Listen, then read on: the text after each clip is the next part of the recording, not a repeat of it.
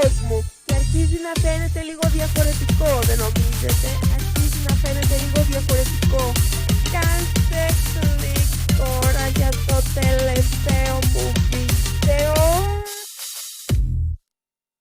Άσε με να παίξω Splatoon 3.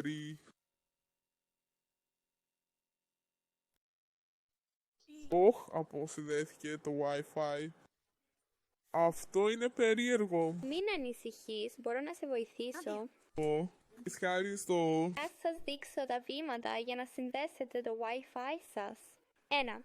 Τοποθέτεις το Nintendo Switch σου εντός 3 μέτρων από τον δρομολογητή Wi-Fi σου για να εξασφαλίσεις ένα ισχυρό ασύρματο σήμα. Αριθμός 2. Ενεργοποιήστε την κονσόλα σας και ανοίξτε το αρχικό μενού. 3. Επιλέξτε διαδίκτυο και μετά επιλέξτε ρυθμίσεις διαδικτύου. 4. Η Nintendo Switch σας θα αναζητήσει αυτόματα για κοντινά σήματα Wi-Fi.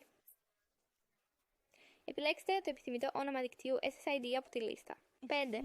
Εάν το Wi-Fi network σας απαιτεί κωδικό πρόσβασης, πηγαίνετε στο Screen Keeper για περισσότερα. Θα εμφανιστεί. Χρησιμοποιήστε το πληκτρολόγιο για να εισάγετε τον κωδικό πρόσβασης του Android σας και επιλέξτε OK. Αριθμός 6. Η Nintendo Switch θα δοκιμάσει τη σύνδεση Wi-Fi. Μόλις ολοκληρωθεί η δοκιμή, επιλέξτε OK για να ολοκληρώσετε τη διαδικασία. Και αυτό είναι όλο. Καλύτερα να το κάνεις αυτό, χοντρικέ. Εντάξει, θα το κάνω αυτό. Τώρα τελείωσε. Καλή δουλειά! Τώρα επιτέλους σύνδεσα το Wi-Fi μου. Οπότε νομίζω ότι αυτό είναι το τέλος του επεισοδίου τώρα. Αντίο!